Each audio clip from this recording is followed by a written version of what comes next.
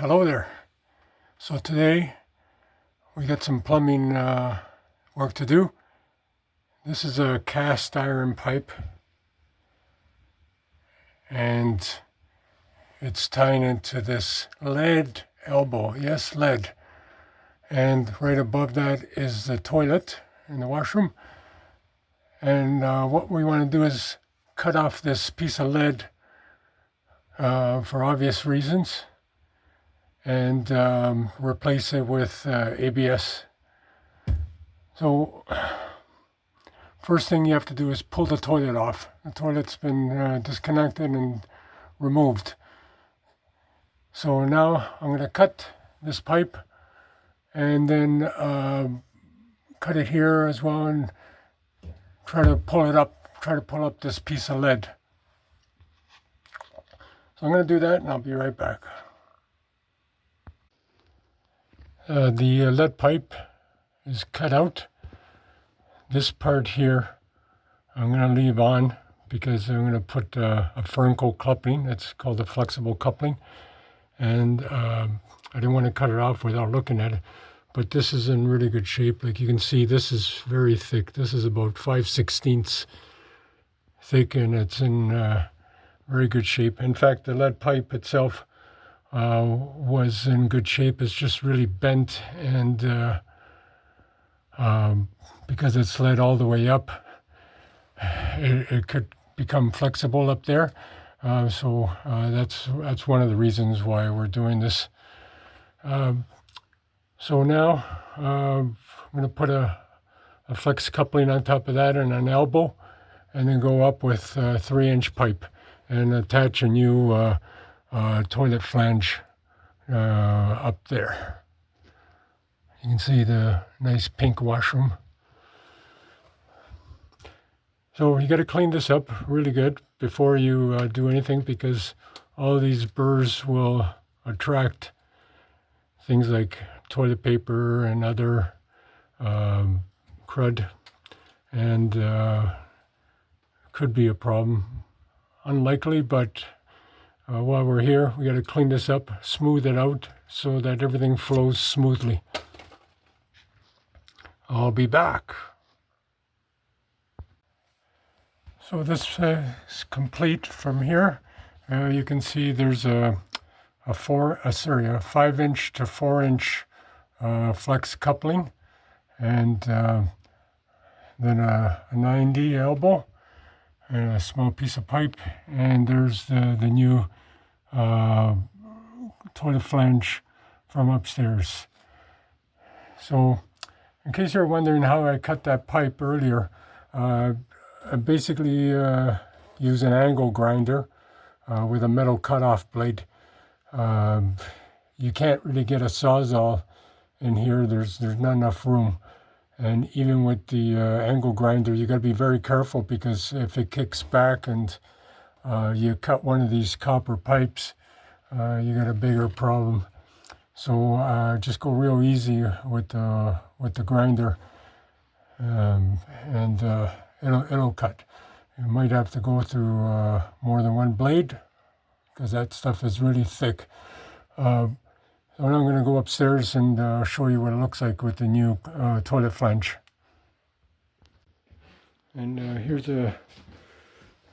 here's my helper. This guy keeps looking over my shoulder, make sure I'm doing it right.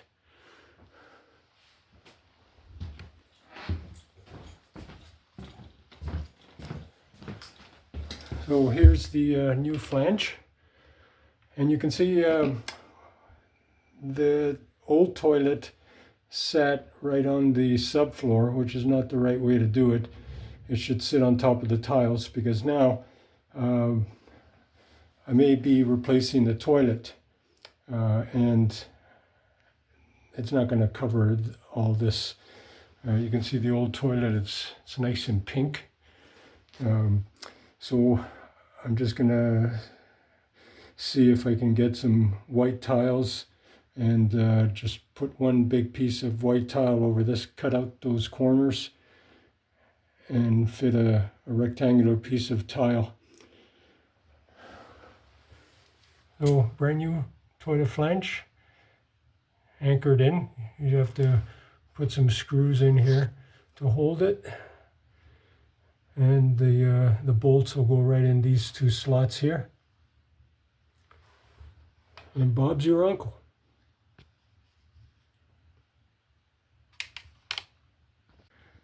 This is after the tiling is done, so I removed all those odd shaped pieces, and I used a 1x2 tile and cut it so that it would fit in, and then cut a hole for the flange, obviously. It's not too much different from the original tiles. Unless you're really looking at it, you might not be able to tell. So next is installing the toilet. By the way, most toilets now come with a wax seal like this. Notice that it's not just wax, it's got a reinforced plastic frame around inside the wax. And these are much better than the pure 100% wax ones. They're a little bit more rigid, and they take more of a beating. So if you have to replace a wax seal, I'd suggest getting one of these. When you put it on the toilet, you put on the bolts first, and you use these plastic washers that they give you, and that holds the bolt in place vertically, so that when you lower the toilet, it's not bouncing around. On the toilet side, it's usually a better idea to stick the wax seal on the bottom of the toilet.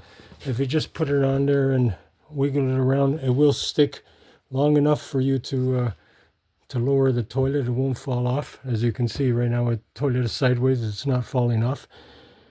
And the reason for that is you're less likely to damage the wax seal. If you put the wax seal on the floor first, when you lower the toilet, you might, if it's not perfectly aligned, you might damage the edges of the wax seal. At least this way they're protected because they're on the bottom of the toilet, and this plastic ring is rigid enough that if you do hit it on the floor, it's not going to distort. So that's the best way to do it if you can.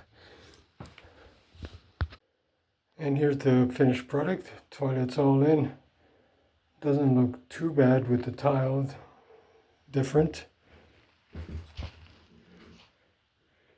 Almost can't tell.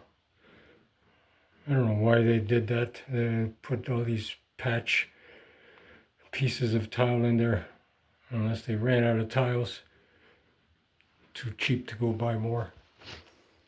Anyways, it's done. And no leak.